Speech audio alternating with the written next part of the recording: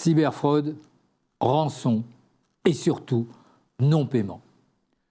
De nombreuses entreprises sont confrontées à deux catégories d'attaques en matière de fraude informatique.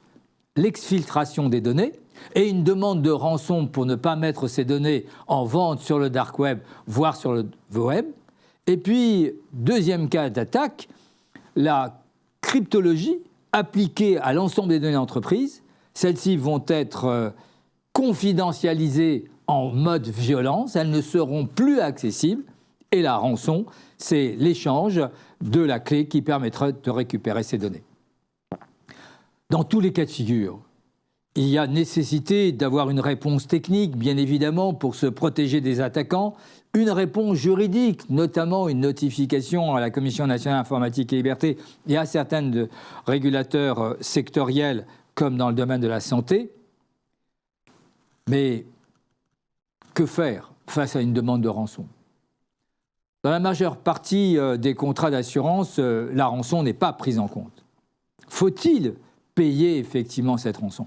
La réponse est clairement négative. Négative parce que vous n'avez aucune certitude que les attaquants, une fois que vous avez payé, vont, entre guillemets, respecter leurs paroles de bonne foi. Vous n'avez aucune certitude que la clé de cryptographie vous permettra de repartir. Dans certains cas, quand même, certaines entreprises payent. Pourquoi ? Eh bien parce qu'elles sont bloquées. Toutes leurs données ont été cryptées. Elles n'ont pas de sauvegarde. Et donc, par rapport au prix de tout recommencer, elles essayent d'obtenir la clé de déchiffrement et pour cela, elles payent une partie de la rançon.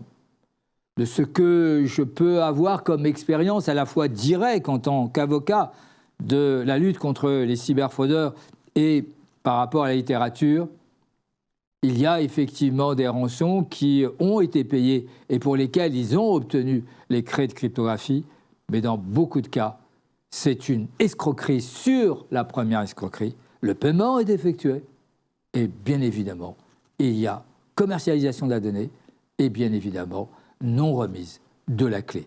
La catastrophe technologique est conjuguée avec une catastrophe économique.